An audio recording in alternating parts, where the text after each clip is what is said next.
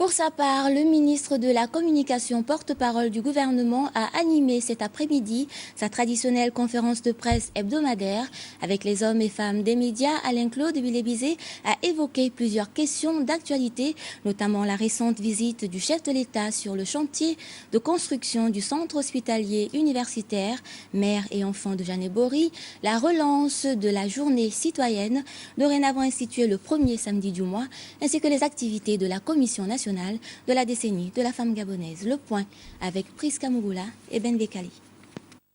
Comme à son habitude, Alain-Claude Bilébinzé communique dans un jeu de questions-réponses. Il évoque l'actualité qui a marqué la semaine, le Conseil supérieur de la magistrature.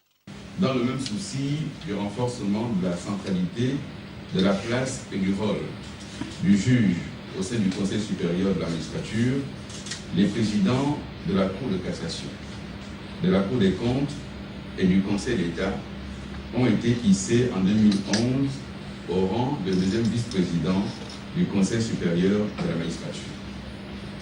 Pour bien marquer le respect du principe de séparation des pouvoirs, les parlementaires siégeant au Conseil supérieur de la magistrature sont devenus des observateurs et le ministre du Budget un invité alors qu'ils étaient jusqu'à la révision des membres à part entière.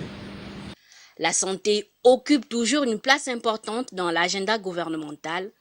La visite du président de la République sur le chantier du CHU Mère et Enfants en est la preuve. Il se trouve que chacun peut observer que cet imposant édifice pousse sous nos yeux et que sous nos yeux, chacun observe la beauté de l'édifice qui aujourd'hui est achevé à près de 80%. Dans sa communication, le ministre a également évoqué la question de la décennie de la femme décrétée par le chef de l'État. La décennie a pour objectif d'améliorer la situation sociale, économique, politique et juridique de la femme gabonaise à travers le développement de plusieurs projets.